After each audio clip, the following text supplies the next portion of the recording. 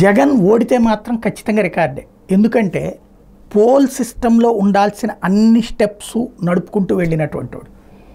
ఒకటి, సంక్షేమ పథకాలు లాంటిది పార్టీ ఆధారితం కాకుండా పార్టీలకి అతీతంగా పార్టీల రహితంగా అన్ని పార్టీల వాళ్ళకి ఇవ్వడం అన్నటువంటిది జగన్ చేసిన మొట్టమొదటి పని. పరిపాలనా సంస్కరణలో ఇంటి దగ్గరకే పాలన, ప్రజల వద్దకు పాలన లాంటి చంద్రబాబుది నినాదాలకు పరిమితమైతే ఇంటి వద్దకే పాలన అందించినటువంటి అద్భుతమైనటువంటి ప్లానింగ్ చేసుకొచ్చారు. అలాగే వాలంటీర్ వ్యవస్థ ద్వారా పాలన అన్నటువంటిది మన ఇంట్లోదే అన్నటువంటి స్టేజ్కి తీసుకురావడంలో సక్సెస్ అయ్యారు.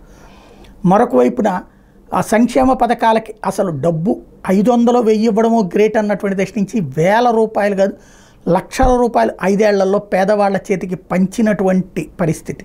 సరే, అది అప్పు చేశారా తప్పు చేశారా ఇవన్నీ చర్చ డిఫరెంట్. బట్ ఎవడేమనుకున్నా సరే ఉద్యోగుల జీతాలు ఆలస్యమైనవి కానీ వాళ్ళకి మాత్రం డబ్బులు ఎప్పటికప్పుడు వేస్తూనే వచ్చారు. ఏ ఏడాది డబ్బుల్ని ఆపలేదు.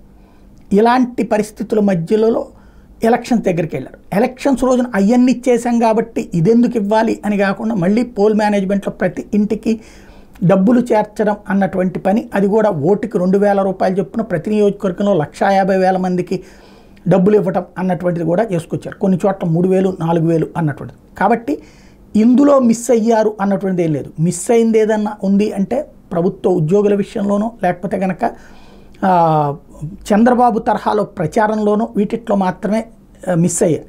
టోటల్గా పాలన పరంగా ఇది కాదు అన్నటువంటి కాన్సెప్ట్ ఏమీ లేకుండా చేసుకుని వెళ్ళారు. ఇప్పుడు ఆయన ఓడితే ఇక భవిష్యత్ రాజకీయం అంతా మారుతుంది. సంక్షేమం మీద ఆధారపడటం తగ్గిస్తారు. అట్లాగే పార్టీలకు అతీతం అన్నది పక్కకు వెళ్ళిపోతుంది. మరొక వైపున పాలనా సంస్కరణలు అన్నటువంటి పక్కన పెడతారు. మీడియా మేనేజ్మెంటు, తిట్లు విమర్శలు, అట్లాగే నెగిటివ్ క్యాంపెయినింగ్, దీని మీదనే దృష్టి సారిస్తూ ముందుకు వెళ్ళే అవకాశం ఉంటుంది.